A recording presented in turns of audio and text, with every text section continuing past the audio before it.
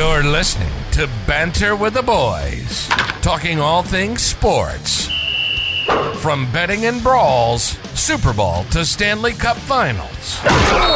Get laced up. It's time for Banter with the Boys.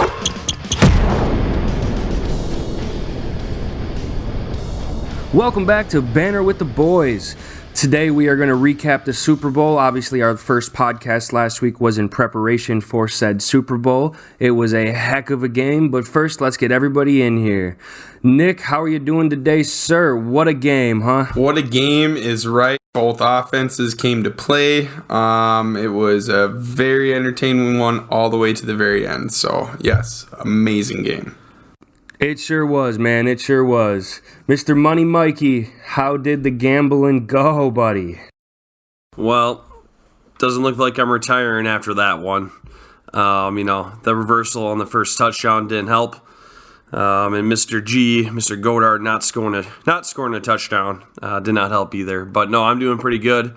We'll get him next time, right? There's always the next big run. Well, I'm glad after 1 week you still can't pronounce Dallas Goedert's name correctly, but that's all right. Mr. Goddard, I know you are listening. I just want to take a time to apologize for Mr. Money Mikey. We will get better. I can promise you that. And last but certainly not least, today we have Mr. Kyle. Kyle, it sure was a heck of a game, man. What are your initial thoughts? Yeah, I thought it was the most entertaining Super Bowl I've seen in some time. You know, both offenses going back and forth. It was literally a shootout. I did think the Eagles' defense would have been a little bit better, just because Mahomes on that bad ankle. But I was wrong. You know, the Chiefs were really efficient offensively, and I thought that was. I mean, what can you say about Patrick Mahomes? And we'll unpack his stats here in a little bit, but overall, it was a fun game to watch, and Chiefs, they're a dynasty right now, I think. I couldn't agree more, brother. It was one heck of a game. So, obviously, we did not introduce Derek. Derek is not able to make this episode, unfortunately. He is with us in spirit, but we will certainly make do. We will touch on his points that he did bring up last week, but Derek will not be joining us this week. We'll get him back, though. We'll get him back. And certainly not least, I have to shout out my main man, Kevin. He is the behind-the-scenes man with this whole ordeal, and we couldn't be here today without him. So once again, Kev, big round of applause, brother. You're beautiful, man. All right, we're just going to go over a brief overview of the game itself. So as our listeners know, the Chiefs did come out on top with this one with a final score of 38-35. It was a game that came down to the wire. It was the Kansas City going down, making that last push, kicking that field goal, going up 3 with only 8 seconds left on the clock for Hurts and that Philadelphia offense, which was on fire. So for a total yardage on the game, we have the Chiefs being outgained on total yards in this game pretty substantially. We had the Philadelphia Eagles putting up 417 yards to the Kansas City Chiefs only 340. Other than that, the game was absolutely phenomenal. It came down to the wire. There wasn't one team that pulled away during the entire game. It was always up for grabs, and it was exactly what you want to see and what you root for in a Super Bowl. All right. From now, we're going to get everybody's individual take on the Super Bowl, your biggest takeaway, and just the biggest thing that kind of popped out to you on the game itself. We're going to kick it off with you, Kyle. What is your biggest takeaway from this phenomenal game? I think my biggest takeaway is never doubt a banged-up Patrick Mahomes. I mean, this guy's unbelievable. Like, what did he have? 65 yards rushing? I mean, Kirk O'Chains can't even do that with... I will save this segment for a different time, but with the bad ankle, Kirk O'Chains can't even run for 60 yards. But my biggest takeaway was, Patrick Mahomes, man. What else is there to be said about him? Eagles had to play coverage, which led to a lot of underneath passes, short, 5-yard passes, and play their 5-man front, which led up to the Chiefs' ability to run the ball. They ran it pretty well. The offensive line showed up, so that was huge. And I think this is probably one of the best seasons in quarterback history, if you really unpack it, from Patrick Mahomes. You know, he led passing yards, led touchdowns, won MVP, won the Super Bowl, and then to top it off, he also won the Super Bowl MVP. So if you really unpack that, I think that's really hard to accomplish in one season. So, not to mention, you know, they lost Tyreek Hill. They were kind of retooling in a way. Like, they didn't have, I thought last year they had a better roster. That's just my kind of take. I mean, we're witnessing greatness from Patrick Mahomes so far. Nick, what are your thoughts on that one? Well, I think my biggest takeaway is going to be a little bit different than most. I just wanted to throw a big shout out to our boy who used to be with the Vikings, Mr. Jerick McKinnon, coming in with a clutch little knee down at the end. I'm sure everybody's going to be talking about that. That's a pretty generic one, but no, I was extremely entertained the entire time. I felt that Mahomes put on a show that probably won't be seen for a very long time. He definitely cemented his legacy, and there's really nothing else to take away from this game other than greatness. So yeah, I mean, that's everything I got on my mind. How about you, Mr. Money Mikey? Yep, this is Money Mikey. Appreciate the handoff there, Nick. And lots of thoughts on the overall game. It was definitely a good one. Very exciting overall. As far as overall feelings, I mean, as far as Money Mikey goes in his pocket, that Kenneth Gainwell at the very beginning had that knock-on reverse. Might have played things very differently as far as my bets go there. But obviously, he wasn't in. It was clear as day after the review. And that setup hurts. That set up some history, which was really exciting. So I might sacrifice my $40 that I lost in hour and a half drive time. It was well worth it, though. I mean, we saw some history. We saw some unique scenarios in the Super Bowl. There's never been a quarterback to rush for two, touchdowns in one Super Bowl, let alone three. But as far as overall feelings, I mean, as far as X factors, Nick and I had a debate, and I also had some side bets in relations to a little defensive touchdown. I was saying Philly. I'm like, why would we not take Philly? Same payout, right? But sure enough, Nick was right. My ugly brother here, being right with the Chiefs' first touchdown. Had they not scored that, would have been a 10-point deficit going into half, and it would have been a way much different story overall in the second half. Because obviously it came down to that final big three. So who knows what it played out. Money Mike would have been richer, if they hadn't given up that defensive touchdown. It would have forced the Chiefs to be airing it out a little bit more. And like Nick said, I do think that McKinnon play at the end was also definitely probably the biggest play of the game. I mean, it comes down to 4 or 5 plays.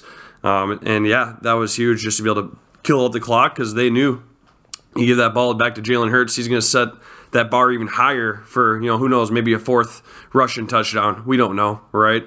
But yeah, pretty exciting. But as far as overall feelings, that's kind of what I mainly got. Let's just see what Tyler feels here. I know he's a little rough-headed last night when we went to the Wild game. May have been a late night. But let's see how he's feeling here. Why don't you tell us what you feel about that game there, bud? I'm feeling good. I was hurting a little bit this morning. Not only did the Wild lose, but the adult bevies did get the best of me. But back to the Super Bowl here. My biggest takeaway was the Chiefs' rushing game. To think anybody would have predicted the Chiefs to outrush the Eagles in this game would have been just called an absolute fool. But they did just that. 158 rushing yards to 115.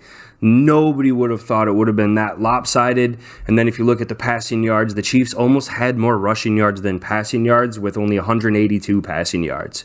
So my quarterback prediction for Mahomes was very wrong, but we will touch on that in a little bit here. But that was definitely my biggest takeaway. That Chiefs O-line was just a stalwarts the entire game, opening up those rushing lanes and letting Isaiah Pacheco eat. And then who would have thought Mahomes is going for 44 yards? That is just insane. But that is by far my biggest takeaway. That Chiefs rushing attack was just unstoppable throughout against that vaunted Philadelphia front 4, really front 7. So that definitely changed the course of the game. But that's enough on the biggest takeaways here. Let's transition into a little bit more of the in-depth talk about the game. We had some predictions we put together last week for the QB stats and our X factors, both offensively and defensively for both teams. So we're just going to kind of touch on those a little bit and just recap how well we did predict those and if they were indeed X factors for the game itself. All right, let's get this segment kicked off. Mr. Money Mikey, what do you got to say, brother? Yeah, it's definitely a great game, and I got a lot to say. Now, I would fix my introduction to $40 less money line Mikey, but that is the life of your local degenerate. But as far as to the game and the overall feelings, I got two things overall as main points.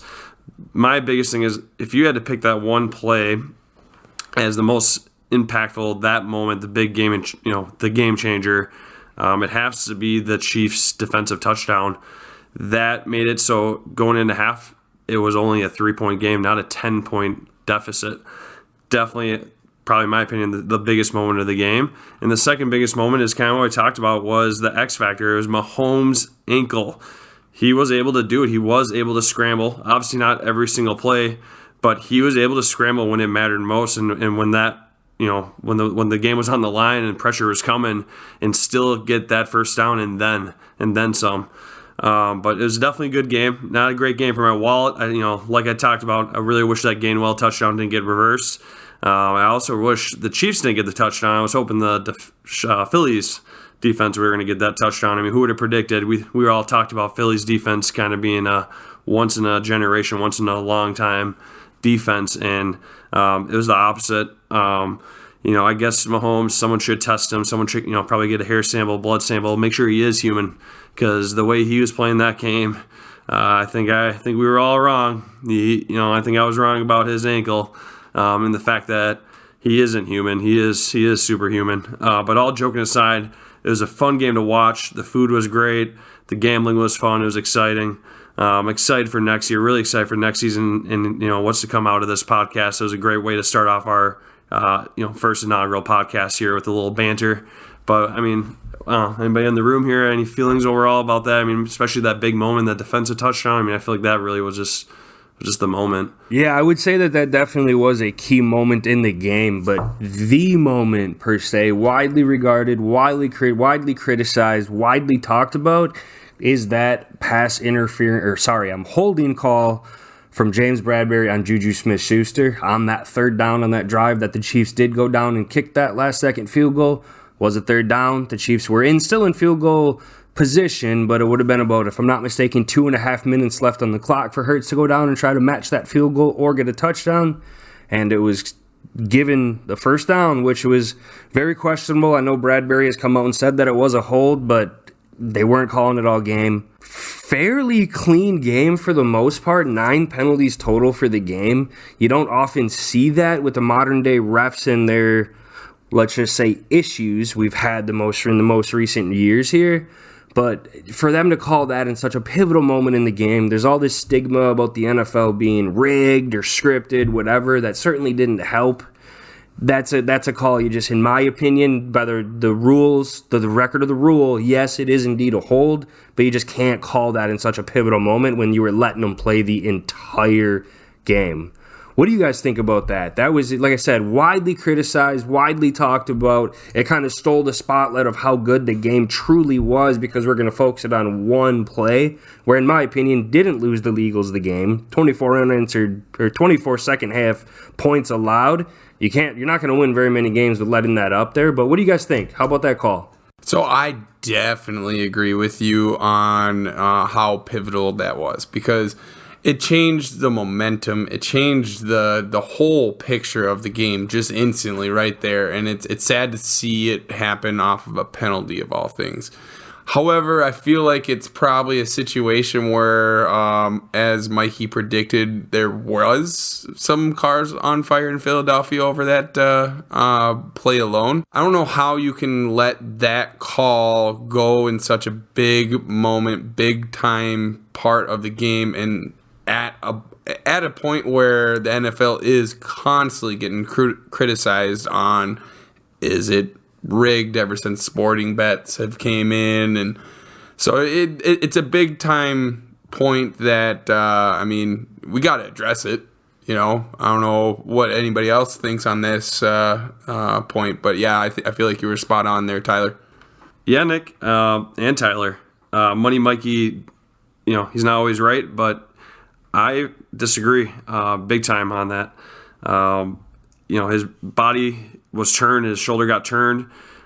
It was only 3 yards away short. I mean, he even if the hold wasn't there, he could have still had a chance at the diving catch. He still would have had a chance potentially. And the biggest thing is that wasn't the game changer, right? The game changer, that defensive touchdown and just the hype of Phillies Eagles being one of the top defenses not living up to their name. Was it, were they overrated for ease of schedule? I don't know. That might be a piece of it. The AFC is definitely the tougher conference, definitely the tougher side of things here. I think just Mahomes delivering, and then on top of that, they still executed. Yeah, the play was called, but they still, McKinnon, we talked about that, sneakily getting to the 1 and wasting out the clock. I mean, there's just a lot. I think really the result of the game is obviously that defensive touchdown, but really, we haven't touched on is Andy Reid's just play calls and play design. But overall, as far as that penalty, no. I mean, yeah, it might have been 30% questionable, but I don't think it was the game changer overall. Yeah, I definitely want to hop in here and just do a rebuttal on that. To say that the most important game of the play of the game happened in the first half when you have a second half where the Chiefs did score 24 points, who's to say that the Eagles wouldn't have thrown an interception the next play? They weren't even in scoring position. They were on their side of the field.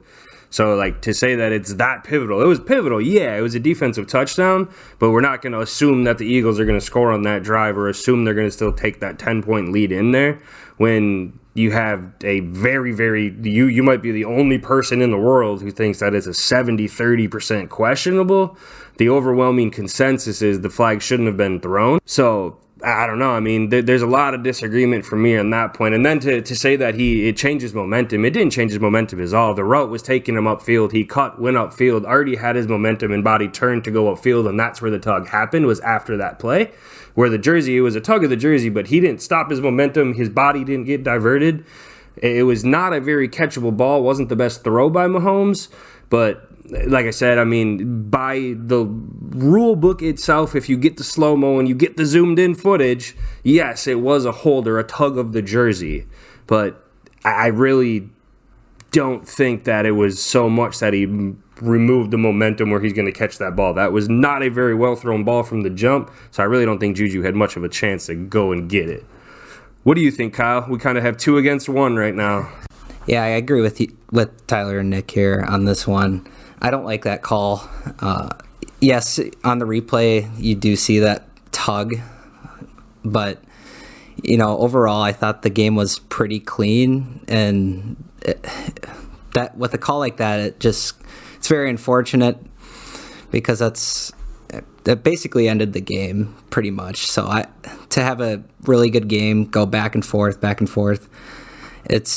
to me, it's kind of a bummer to end it on a call like that.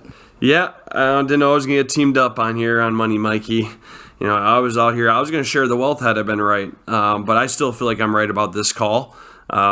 His body was turned from what I saw, and either way, they still blew the lead. They still had those 2 wide-open touchdowns, opposite sides of the field. Andy Reid's a genius. I think that call doesn't change a game. We can't assume that they were going to go down the field after that and just score like that. But I guess it might have been a little closer than what the eye sees, I suppose.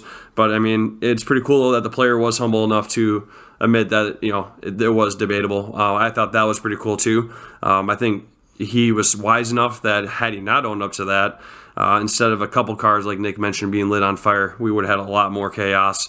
In all sincerity, right? I think there actually would have been a lot more uproar, right? I mean, that was pretty smart of him to be humble and to say, there's a chance that that I did it and that I did pull him or did hold him. I mean, but yeah, let's pass it over to Nick though, as far as his overall feelings on QB stats and the X factors overall. Yeah, I will say Hurts definitely extremely surprised me in the air.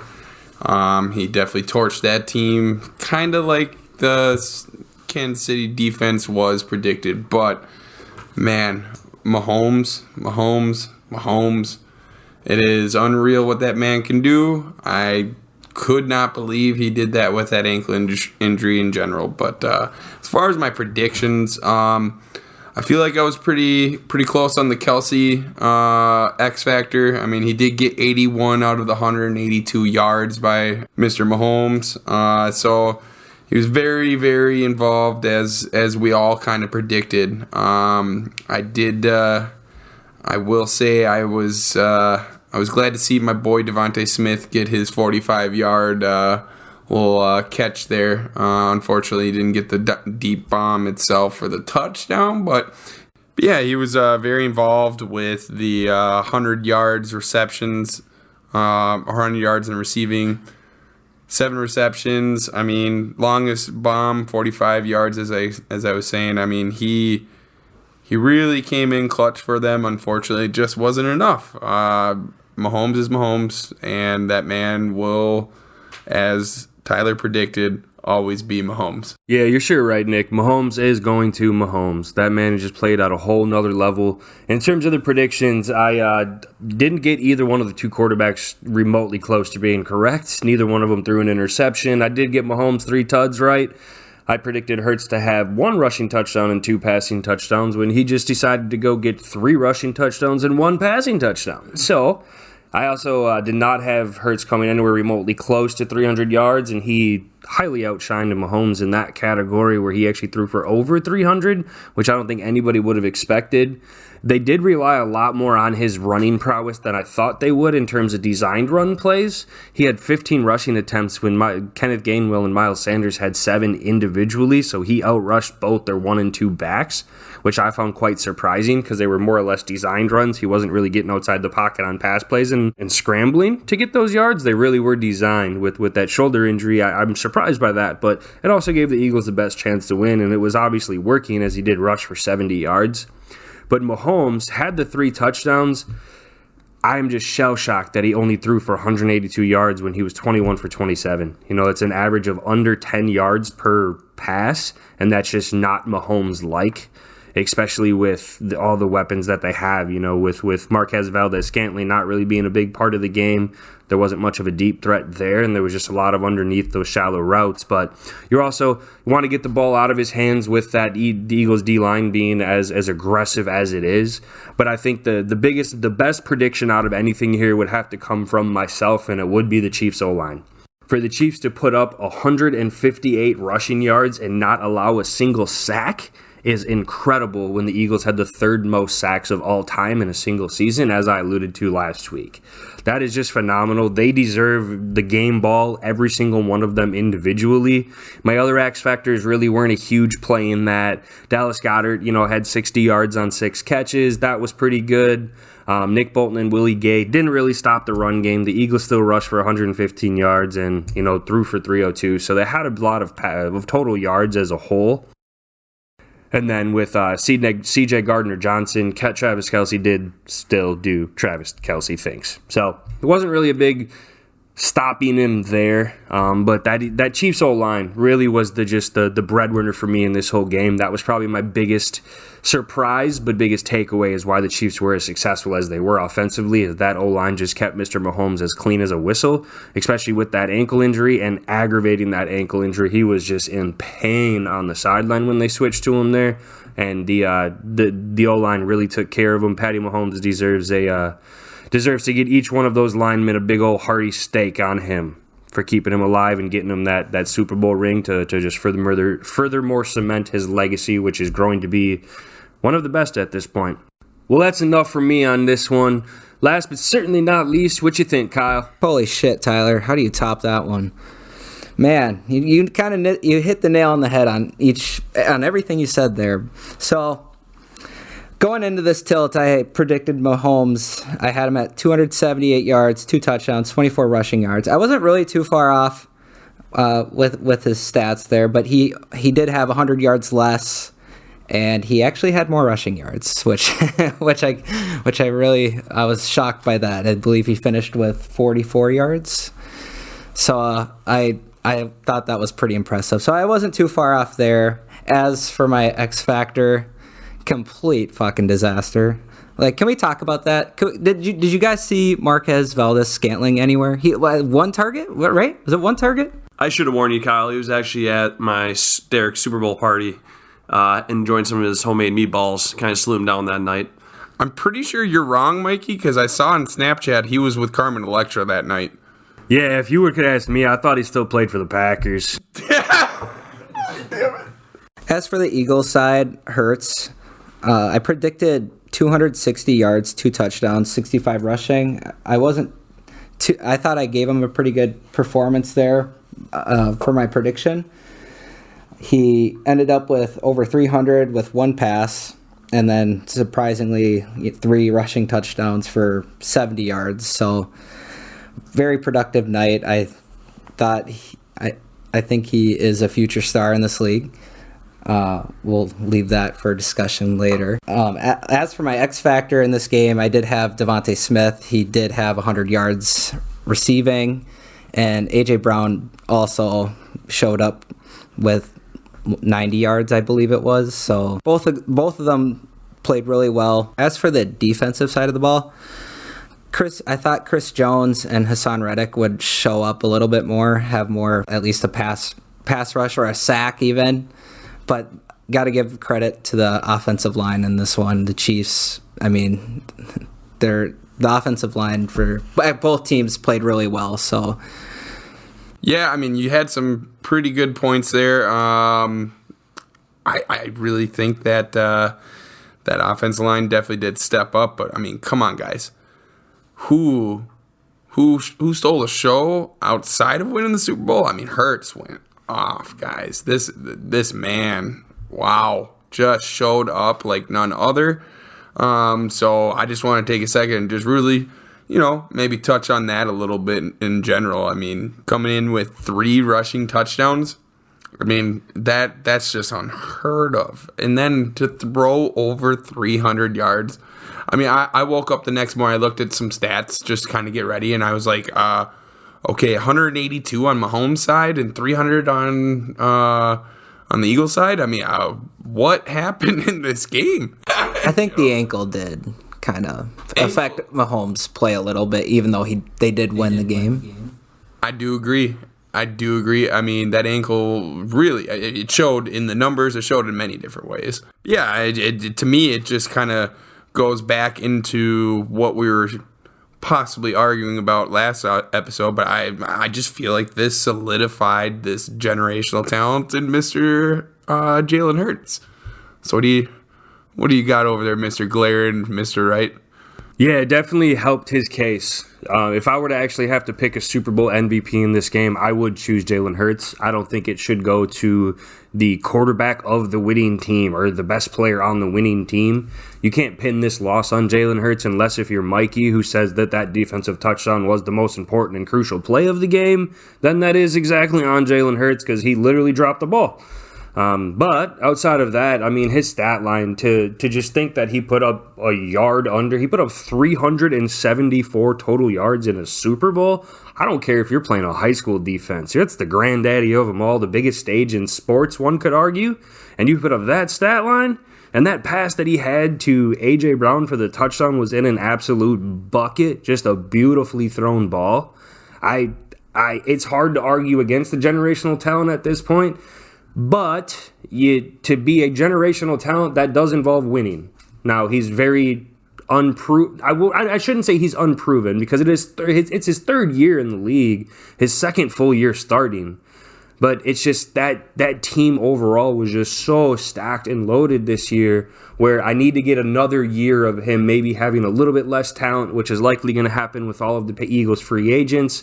But I want to see a little bit more to start. He definitely has the making for it. This put him in a next level, I would say, in that elite status of the quarterbacks in the NFL. But I just need to see a little bit more before I could put him on that generational talent because you have to win that big game to be considered that, right? Now, you say that, and Dan Marino, almost every football fan would say is a generational talent, never won the big one. But it's kind of a toss-up on how you want to look at that, right? If you're going based off of sheer talent, he has the making to do it. I need to see a little bit more of him standing in the pocket, hitting that player in stride, making those throws more on a consistent basis before I think I could go to that level. And then that running prowess, I don't think is going anywhere. The guy is just an absolute tank. He's squatting over 600 pounds in college. Like, are you kidding me? You are an absolute beast of a human, and I'm excited to see. The biggest thing that impresses me most about Hurts and in this game is his overall poise. For someone being so young in this league, at the most important position in the league, to have the maturity and just the overall poise of whatever he's doing. He has the stature behind him, that swag. You know he's a leader. He's a true natural-born leader, and he shows that on and off the field. And I think that's what's really going to propel him into the upper echelon of the quarterback tiers in the NFL. All right, now we're going to talk a little bit about the other predictions we had last week. We had the overall game predictions and then the MVP predictions. I'm going to start this one off here as the only one at this table that got either one of the two right. We had some Eagles lovers in the room here. Derek was my only Chiefs Mahomie on my side with this one, and unfortunately he's not here today. However, he did predict Travis Kelce, which would have been awesome. But Mahomes is Mahomes. He is the best quarterback on the planet. I would say the best football player on the planet right now. I would say he's deserving of that MVP award, especially with that second half performance and that late run scramble that he had for, I don't know, it was 23 yards or something like that. That really just kind of extended the drive and allowed the Chiefs to go down and get that final touchdown.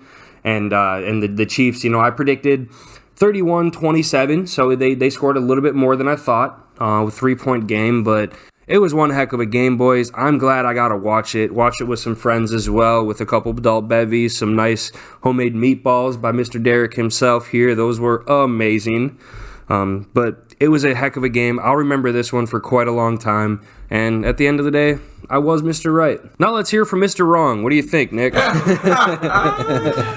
I will. I am a man of owning up to my accidents that I cause, and this is a pretty bad wreck because I expected a huge defensive game. I came in predicting 28-24 Eagles. Oh man, gosh, coming in with a Slade Jr. MVP prediction. So it really was not the greatest run around for me. But hey, you know what? Sometimes I'm wrong. But what I do want to take a moment and really touch base on was Derek's big-time superstitious little tidbit. The white jerseys did prevail this time. I'm learning, hey, listen to Derek and Tyler a little bit more after this. Yeah, I agree with you, Nick. We should probably listen to Mr. Right over here a little bit more. I did predict the Eagles to win I predicted them to win 27-24. It was a field goal deficit, so I got that right. But no, I overall I did believe the Eagles had the better roster and also Mahomes on the bad ankle. I thought that would change things up a bit, but Mahomes is Mahomes, and there's a reason why he is the MVP of the league. I did have Jalen Hurts winning the MVP. He did have one passing touchdown, passed over 300 yards, 3 rushing touchdowns. I don't think a QB has ever done that in a Super Bowl game, but it's whoever wins. So obviously Mahomes gets that. So I know Mikey had a similar choice. Yeah, Kyle, we were both on the wrong camp, but hey, I mean, it was obviously just a 3-point game, and had they won it, it would have been hands down, no debate. Hurts, just like you said, no QB's ever had more than 1 rushing touchdown in the Super Bowl. For him to take it 2 touchdowns higher and set the bar at 3.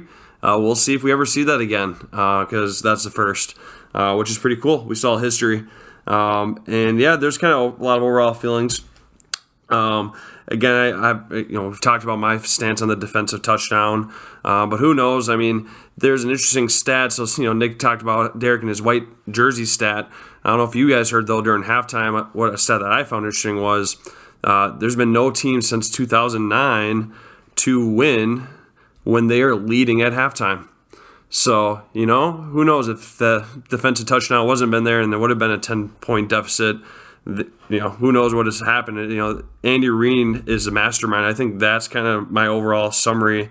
And the biggest thing is, Andy Reid and his plays to be able to score just 2 walk-in touchdowns, just same exact play, opposite sides, is just genius, right? I mean, it goes to his respect. Obviously, Mahomes has to deliver it. It takes peanut butter and some chocolate together, right? But I think for sure in the peanut butter chocolate equation, not to get all metaphorical here, Andy Reid's the chocolate in my opinion. But what are your guys' opinions on that? And do you know what that play call was actually named there, Stanny? It might even be the best part about it. I do not know. Well, if you know Andy Reid, you know his love for food. The name of that play is corn dog. They ran it twice, one on each side, but that's the good old corn dog for you. That makes sense. Andy Reid always looked like he put back 2 corn dogs. Plus, a corn dog can be ate in so many different ways, so it makes sense that it's versatile. All right, boys, I had an absolute blast today. It was one hell of a Super Bowl. We couldn't have asked for a better game. Could have asked for a little less drama, but what's the modern day NFL with a little drama, right? Next week, we got a banger for you guys. We have the NFL season all wrapped up. We're going to do a little off-season acquisitions. We've had some coaching changes. We've had some big-name retirements. And, of course, we did have the NFL honors with every award going out in the NFL, which we will talk about next week. Well, boys, I had fun today. I hope you guys all did with me, and we can't thank you listeners enough out there for giving us the time and the support. We're going to grow this thing as big as we possibly can, and we simply cannot do it without you guys there listening to us. That's all we got today. Thank you again for another episode of Banter with the Boys. We will see you next week. Don't forget to follow, like, and subscribe. Tune in next time for more Banter with the Boys.